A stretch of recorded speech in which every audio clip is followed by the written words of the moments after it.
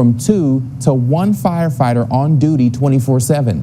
He explains this will decrease EMS response capabilities and increase response times. The chief also says this could lead to a drop in the department's fire rating, which could lead to higher insurance premiums for homeowners.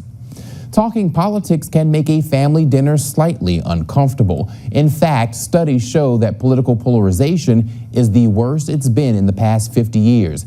Our Ethan Tuttle caught up with a Baton Rouge group looking to change that. I think people often come into situations where they know they're going to be asked to talk about politics with a good bit of armor on. That's a sentiment that rings true in today's landscape of American politics. In fact, a study from Pew Research in 2019 shows that nearly half of Americans have stopped talking with someone about political news. They already have their shields up.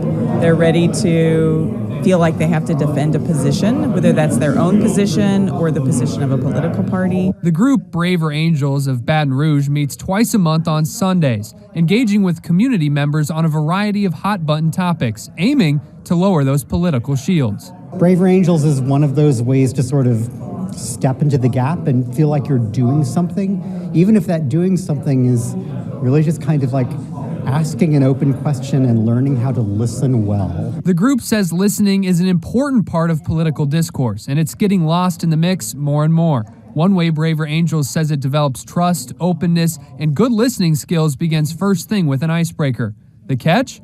No politics involved. This morning we just started with breaking the ice, getting to know people based on an activity you might pick if you had a day off. So would you read a book? Would you go watch a movie?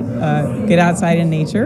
And that looked like it separated people who came together so that they're meeting somebody new. Tasha Witten teaches at BRCC. She says she advocates for the group as an educator who realizes a shift in the overall sentiment of political discourse in classrooms. And I started noticing when politics came up, everybody just shut down. And I also wondered for myself if a lot of the techniques that I had developed were coming across as being leaning towards one side or the other. The group has been operating here at the Bluebonnet Library for a little less than a year and is hopeful they can reach a younger audience to help keep them informed and engaged in both local and national politics. And these are hopefully, these encounters, they can build a sort of grounds for hope for moving forward. No, people can disagree and yet not hate each other, not stereotype, not ridicule, not dismiss each other. Ethan Tuttle, WAFB